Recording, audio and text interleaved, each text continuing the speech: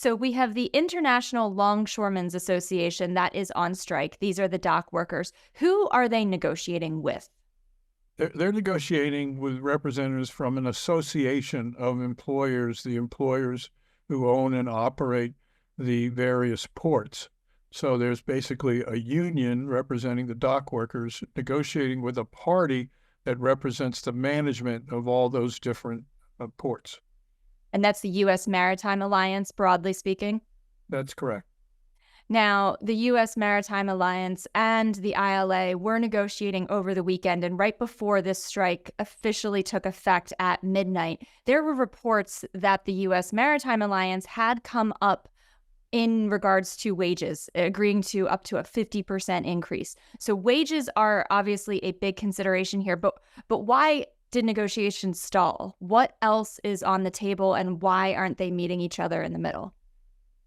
Well, apparently, in addition to wage issues, the union and the workforce are upset about the consequences of further technological change in the ports, the use of information systems to check in work, and in other ways, technology is threatening to potentially replace workers. And the workers not only are seeking to put limits on the amount of new technology introduced, but they want a share of the reward that management gets from introducing new technology. There's a long history of negotiation over new technology between these parties. Containerization started in the late 1950s and early 1960s, and they reached a series of agreements about that, but apparently there are related matters, and they've reached an impasse over it. Now, keep in mind as well, the workers have been hearing about other unions and certain industries and among certain firms reaching very strong settlements. And so they have elevated expectations. They've heard about the auto workers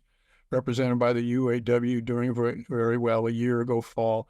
The drivers represented by Teamsters at UPS did very well in their negotiations more than a year ago. Airline pilots are doing very well. Boeing workers are now out on strike, pressing Boeing for a substantial improvement in their negotiated offers. And so workers have elevated expectations. In addition, the workers are saying they deserve payback.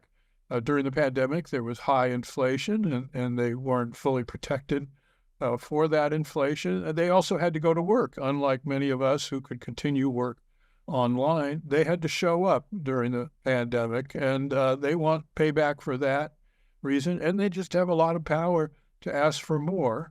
Management's made a solid offer, but I suspect management's going to have to improve upon its offer. We see a number of other cases where management, either before a strike starts or once a strike starts, has had to improve its offer in order to get a settlement. Management may be thinking they have more leverage than they do. Maybe they think they have the kind of leverage they had 10, 15, 20 years ago when the labor market was softer, when their business was softer. Management's making a lot of profit due to the increase in shipping and the movement of goods, both outside the U.S. through exports, imports of lots of goods.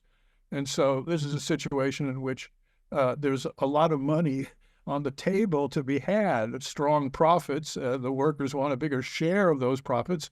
And management, of course, wants to limit that share that goes to the workforce. So I'm not surprised in this sort of case where the workers have elevated strong expectations, and there's a lot of money to be divided between the parties that they've reached an impasse.